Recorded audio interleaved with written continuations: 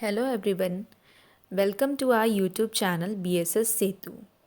I hope you all are good. Today, I'll be discussing an interesting topic of Class 8's Science Textbook NCRT. I am Shraddha Nagar. So, the topic is combustion and flame. The learning outcomes are you will be able to understand what is combustion, you will be able to define ignition temperature and inflammable substances, you will be able to explain the structure of flame, and you will be able to differentiate between blue flame and yellow flame. Then, as you have learned about coal and petroleum, what are they? How you can categorize them? Yes, you are correct. They are fuels. And then comes combustion, a chemical process in which a substance reacts with oxygen to give off heat is called combustion. The substance that undergoes combustion is said to be combustible. It is also called a fuel. Now, how can we categorize them? The fuel may be solid, liquid, or gas. Sometimes light is also given off during combustion, either as a flame or as a glow. Then comes the ignition temperature. The lowest temperature at which a substance catches fire is called its ignition temperature. Then there is inflammable substance. The substance which have very low ignition temperature and can easily catch fire with a flame are called inflammable substances. Example, petrol, alcohol, liquefied petroleum gas, that is also called LPG, etc. Then there are three essential requirements for producing fire. What are they? First is fuel, second is air to supply oxygen, and the third one is heat to raise the temperature. Therefore, fire can be controlled by removing one or more of these requirements. I would like to state an example which is recent one. The blast in Beirut, Lebanon, which occurred last year, that is on 4th August 2020, was due to a fire which ignited the catch of ammonium nitrate, which is an explosive and an inflammable substance. Then there are types of combustion. The first one is rapid combustion.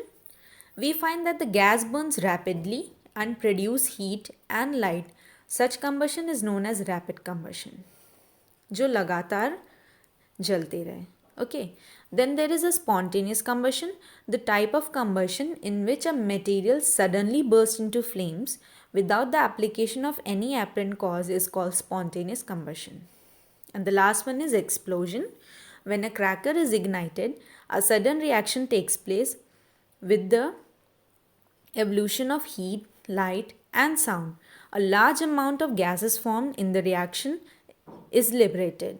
Such reactions is called explosion. You can see the examples over here. The first one is rapid combustion, the second one is spontaneous combustion, and the last one is explosion.